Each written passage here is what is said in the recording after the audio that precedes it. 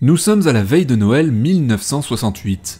Les astronautes Jim Lovell, Frank Borman et William Anders, à bord du module de commande Apollo 8, viennent de disparaître de la vue des contrôleurs au sol, alors que leur capsule survole pour la première fois de l'histoire la face cachée de la Lune. Leur signal est attendu à nouveau 45 minutes plus tard de l'autre côté de la Lune, mais il ne réapparaîtra plus.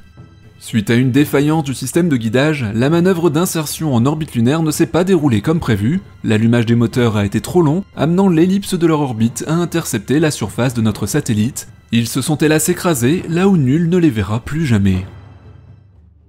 Voici heureusement ce qui ne s'est pas produit lors du premier vol habité au-delà de l'orbite terrestre, mais cela donne une idée à quel point la vie des astronautes reposait entièrement sur la fiabilité de leur système de navigation. Salut les terriens, aujourd'hui pour ce Le Saviez-vous, nous allons voir quelques-unes des étapes qui ont permis à l'homme de naviguer autour de notre satellite naturel la Lune lors de la mission Apollo 8, pour ensuite y poser le pied quelques mois plus tard, 7 ans après le fameux discours de John Fitzgerald Kennedy en 1962 « We choose to go to the moon ». De nos jours, certains se demandent encore si cela a vraiment eu lieu, et pour cause, à l'époque de ce fameux discours, oui, technologiquement, c'était impossible. Alors si vous vous demandez comment en si peu de temps des ingénieurs ont pu faire rentrer un ordinateur de la taille d'une pièce entière dans une boîte à chaussures, si vous vous demandez quel est le lien entre la couture, l'informatique et le spatial, et si vous vous demandez comment on est allé sur la Lune à 384 000 km de la Terre sans GPS, eh bien ne bougez pas, vous êtes au bon endroit.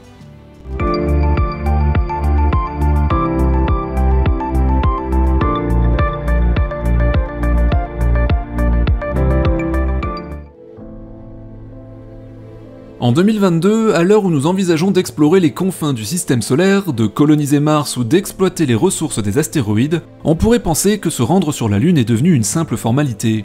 Pourtant, aujourd'hui encore, y poser un véhicule reste un véritable défi, comme en attestent les échecs en 2019 des sondes Beresheet et Chandrayaan-2.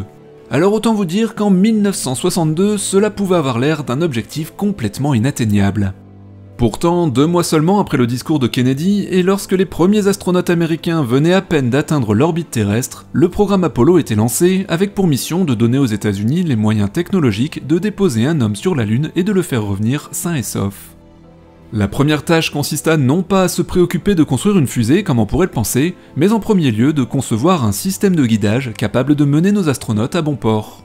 Car dans l'espace, la navigation est un défi tout autre que sur Terre. La navigation astronomique utilisée à cette époque encore pour se repérer sur les océans demande de mesurer l'angle au-dessus de l'horizon de différents astres à une heure connue pour en déduire sa position sur le globe.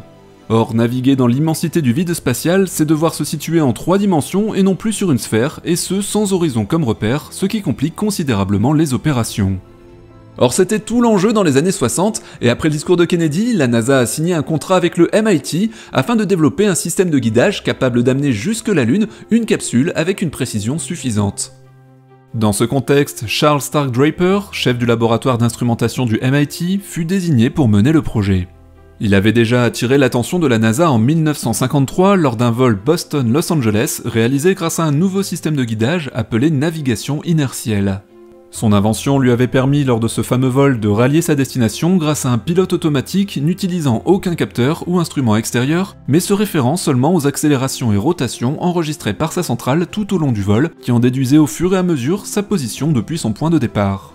Ainsi, le principe de la centrale inertielle était né. De la taille d'un ballon de basket, l'objet était constitué de gyroscopes permettant de préserver une plateforme à l'orientation fixe, d'accéléromètres et de calculateurs permettant une navigation en aveugle sans faire appel à aucun repère extérieur. Ce système comportait pourtant un défaut majeur, en l'absence de recalibrage régulier, la qualité de ces mesures se détériore dans le temps, les moindres erreurs s'accumulant peu à peu. Ainsi, le système de guidage inertiel d'Apollo dérivait d'environ 1 milliradian par heure, soit environ 5 centièmes de degré. Cette imperfection, aussi minime soit-elle, rendait obligatoire le fait de réaligner périodiquement la plateforme inertielle en visant des étoiles. Vous comprenez donc pourquoi le MIT décida avec précaution d'intégrer également un instrument que les navigateurs utilisent depuis la nuit des temps, un sextant. Le recalage de l'orientation de la capsule fut donc confié aux instruments manuels de pointage d'étoiles, et oui, un héritage de notre bonne vieille navigation astronomique. Pour le positionnement dans l'espace, Apollo compterait également sur les mesures faites depuis la Terre par un réseau d'antennes réparties sur plusieurs continents, et même sur quelques navires afin de ne jamais perdre les capsules de vue quelle que soit la position de notre planète, ces mesures étant ensuite communiquées à l'équipage par radio. Bien évidemment, plus on s'éloigne de la Terre et plus ces opérations de navigation deviennent complexes, même avec tous les instruments dont nous venons de parler. Mais ce n'est pas le seul défi que durent relever les ingénieurs des années 60, car pour lire, traduire et transmettre toutes les données récoltées par les instruments de bord, il a fallu également concevoir un ordinateur avec une capacité de calcul plus importante que les standards de l'époque. Quand on sait que l'informatique n'en était qu'à ses balbutiements et qu'un ordinateur faisait approximativement la taille de votre chambre, on comprend mieux le challenge que cela représentait. Il allait falloir diminuer autant que possible cet instrument indispensable au vol spatial afin de pouvoir le caser dans un vaisseau.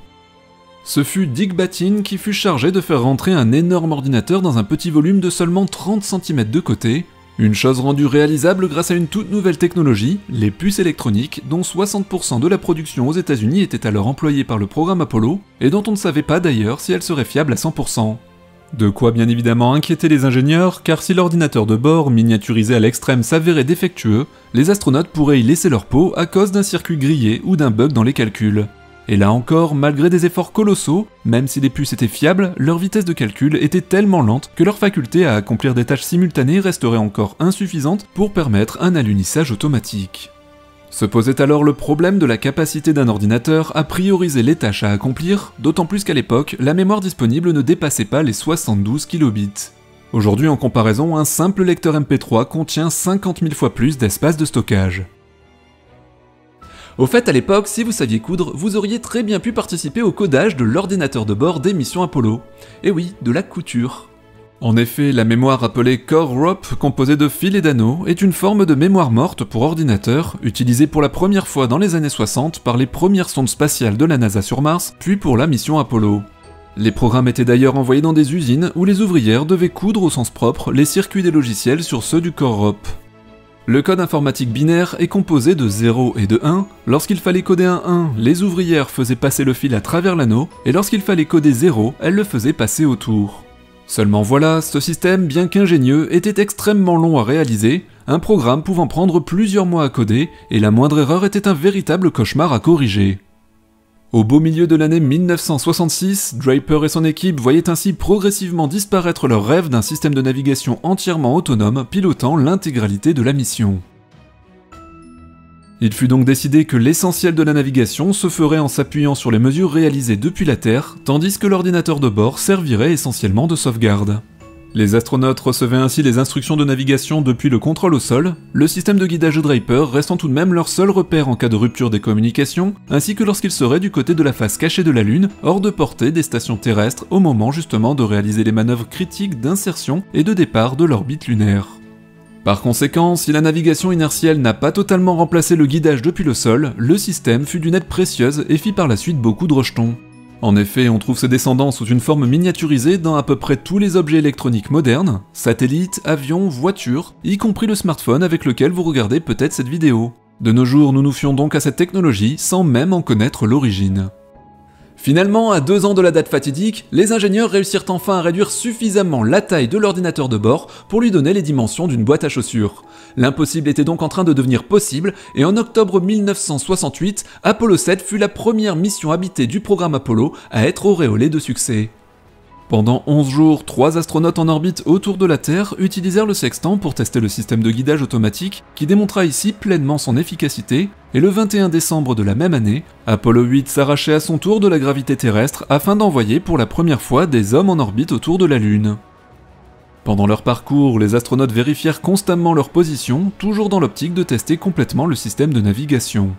Jim Lovell voulut à cette occasion démontrer qu'il était possible de naviguer à l'ancienne en utilisant le sextant, et fut en mesure de le prouver à plusieurs reprises. Nul doute que ce même astronaute ne regretta pas d'avoir testé cette méthode lorsque, quelques années plus tard, lors de la mission Apollo 13, il dut y recourir suite à la défaillance des équipements du module de commande. Enfin, en s'engageant dans l'orbite lunaire, les astronautes passèrent pour la première fois de l'histoire du côté de la face cachée de la Lune. Ce furent 45 minutes interminables pour le centre de contrôle de Houston, mais quand la voix des astronautes se fit à nouveau entendre et que l'ordinateur envoya ses données à la Terre, la centrale inertielle avait parfaitement guidé le vaisseau.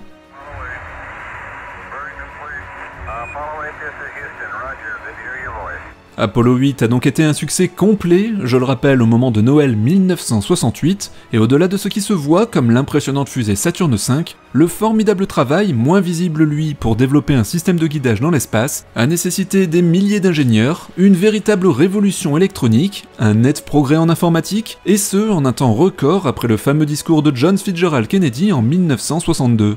C'était ici, ne l'oublions pas, la première fois qu'un vaisseau habité quittait l'orbite terrestre pour y revenir quelques jours plus tard, sain et sauf. J'espère que la vidéo vous a plu, c'était la première d'une série qui concerne les premiers pas de l'homme sur la Lune et qui fera le lien avec le programme Artemis de la NASA. Comme d'habitude, faites-moi briller le pouce de YouTube pour soutenir notre travail, et on se retrouve vendredi pour le prochain journal de l'espace. Salut les terriens!